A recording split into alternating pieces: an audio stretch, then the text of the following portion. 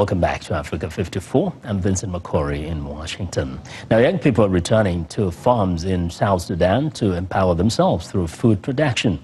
The country has been devastated by 5 years of conflict, which has left the agricultural sector struggling to feed the nation. Faith Lapidus reports on a vocational center teaching the new farmers skills to help them fill that need.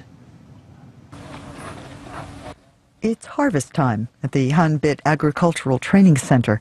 It was established in 2015 by South Korean peacekeepers of the UN mission in Bor, South Sudan. The students are enrolled in a 3-month course to learn the skills they'll need to run a profitable farm business.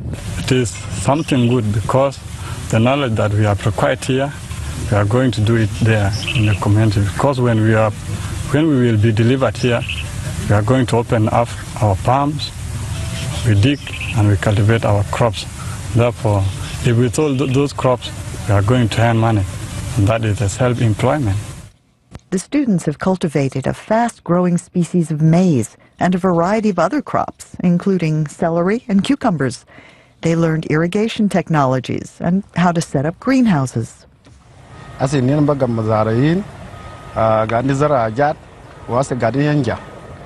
Now we are farmers. We planted some crops that gave us a good yield. It's not like before. The peacekeepers have really helped us here in South Sudan. With this training, we can help develop South Sudan. Each of us will go and farm in different villages and counties to help building the country.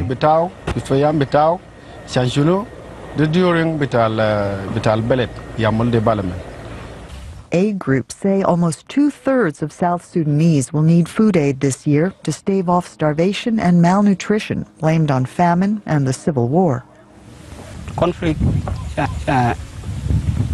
only brought poverty, but agriculture can bring welfare of the people.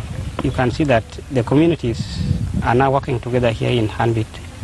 So it's a sign that working together as a community through agriculture can eradicate conflicts and hunger at the same time. The Hanbit Agricultural Training Center was established to build vocational skills, facilitate development, and foster reconciliation. Faith Lapidus, VOA News. Since the signing of the latest peace deal in August this year by South Sudanese President Salva Kiir and opposition leader Riek Machar, there have been prospects of peace after a prolonged civil war.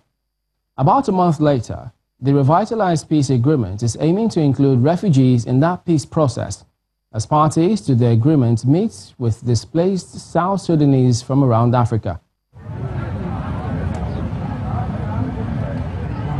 The 5-year-long civil war in South Sudan has had devastating effects. More than 4 million people have been displaced. Over 24,000 of them living in formal settlements on the outskirts of the Sudanese capital, Khartoum, and in neighboring countries. A newly initiated peace deal aims to ensure that refugees play a role in efforts to end the conflict by engaging them in the peace process. Some refugees are meeting with parties involved in the deal in Khartoum. About 16,000 refugees came from the Central African Republic, the Democratic Republic of Congo, Ethiopia, Kenya, Uganda, and Sudan to attend the meeting.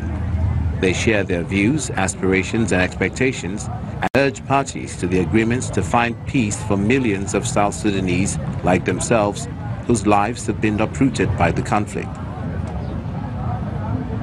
First of all, it concerns them. It concerns the reasons why they fled, and they need to feel confident that this agreement is going to hold.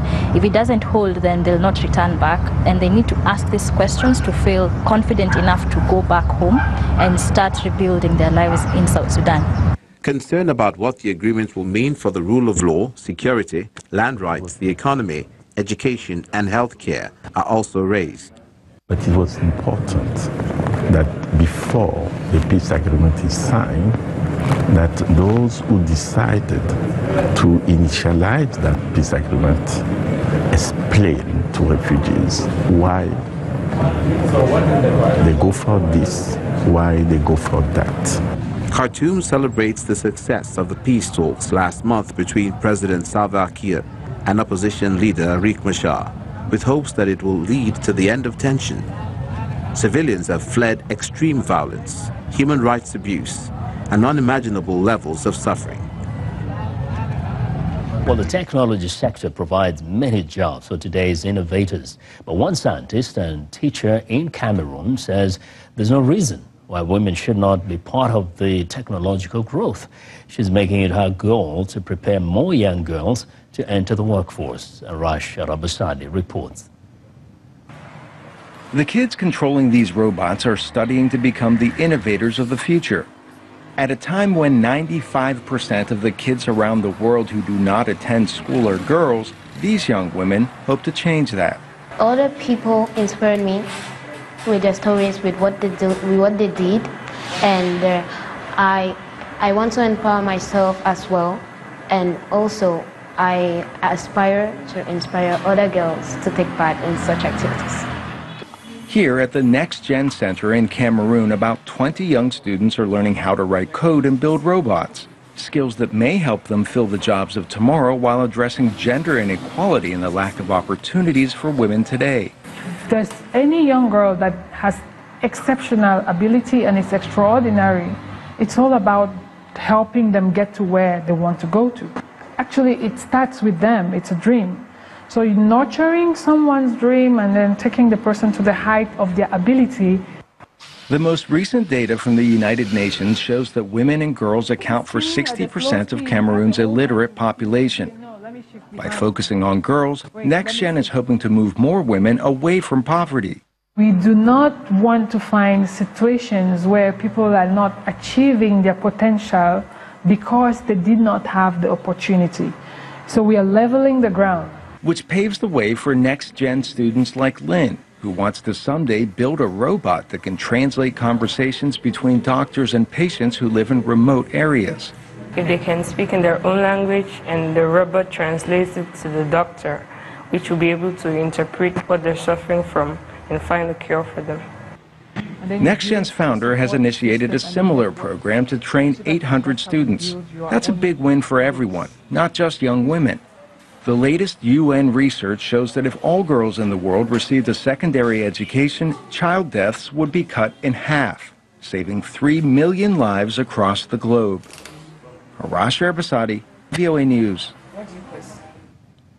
Well, and that's our show for today. You can also visit us online at voaafrica.com. I'm Vincent McCory in Washington.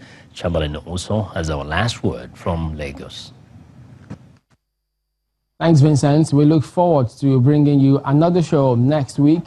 ChannelTV.com is your source for news, sports, and other programming. I'm Chamberlain, so thank you for watching. Goodbye.